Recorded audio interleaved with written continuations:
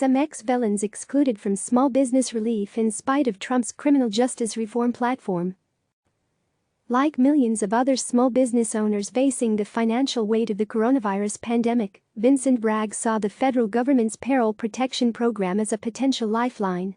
But the fifth question on the loan application immediately disqualified Bragg from securing a loan to help pay the salaries of the 9 people on the company payroll. Is the applicant subject to an indictment or presently incarcerated or on probation or parole? Bragg, who served 5 years in prison on a drug conspiracy charge, has 1 year left on probation. "It's kind of discouraging," said Bragg, the CEO of the creative agency ConCreates. "I've gotten out of prison and I feel like I've done everything right. So, to be penalized for my past under regulations issued by the Small Business Administration, formerly convicted felons like Bragg who are still on probation or have been convicted, pleaded guilty or pleaded no contest to a felony in the last 5 years, are disqualified from the loan program." The exclusionary rules cut a stark contrast to the criminal justice reform bill President Donald Trump signed into law in 2018 and the policies his re-election campaign is highlighting, including in a powerful Super Bowl ad this year and an appeal to minority voters in the 2020 election. Trump appeared unaware of the policy when asked about it at a briefing on Monday. But on Tuesday, Treasury Secretary Steve Mnuchin said the rules had already been tweaked early on and were unlikely to change further. There were people that had misdemeanors who weren't allowed to access the program. It was much longer than 5 years, Mnuchin said of the original restrictions. "So, we have already taken that into account." Hundreds of thousands of loan applicants without criminal histories have also been left waiting after funding dried up. But while Congress is in the midst of approving a second tranche of $310 billion for the program, the latest bill does not include a fix to allow those with certain criminal records to access the funds. But criminal justice reform advocates point out that the original legislation that funded the Small Business Loan Program, known as PPP, included no language barring people with criminal records from accessing the financial relief.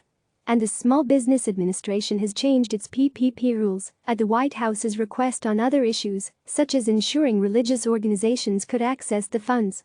Given the amount of bipartisan support that we've seen bubble up over the last 5 years for the issue of criminal justice reform and second chances for people coming home, this is incredibly disappointing, said Jessica Jackson, a criminal justice reform activist who worked with the White House to pass the First Step Act and is now the chief advocacy officer for the Reform Alliance.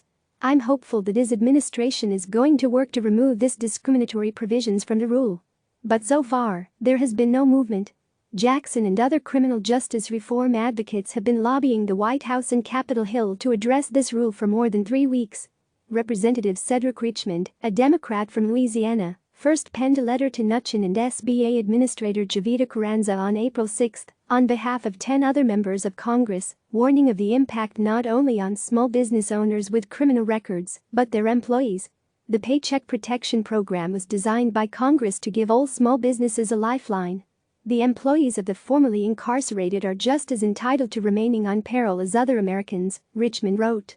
A coalition of conservative-minded criminal justice reform advocates have also appealed directly to Trump, reminding him in a letter on Monday that he recognized April as Second Chances Month.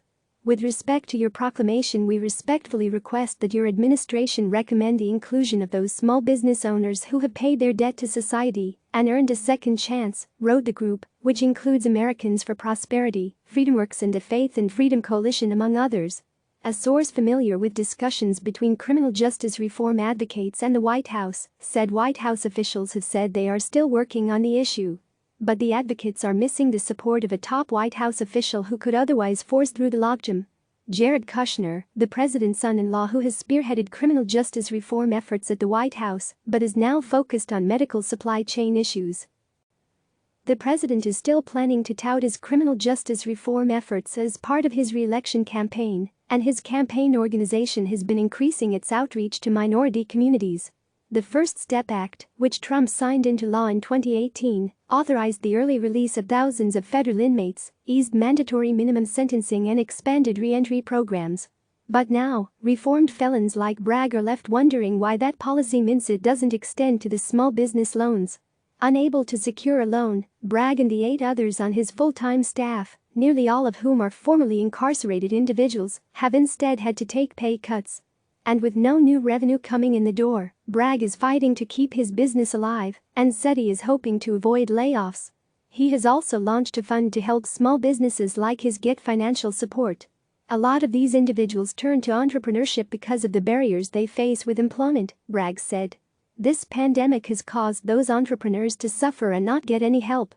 Quan Huyen, the owner of J Janitors, who is also on parole, has already had to fire 4 of his 7 employees since the beginning of the month after losing 70% of his projected annual revenue.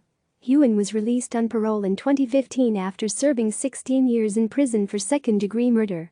Since his release, Huyen built his janitorial business, hiring mostly formerly incarcerated individuals, and now also manages the post-release program in Southern California for DeFi Ventures that helps currently and formerly incarcerated individuals pursue entrepreneurship. Mark Holden, a criminal justice reform advocate with Americans for Prosperity, said he hoped the Trump administration would remedy the issue, calling it inconsistent with Trump's record so far on criminal justice reform.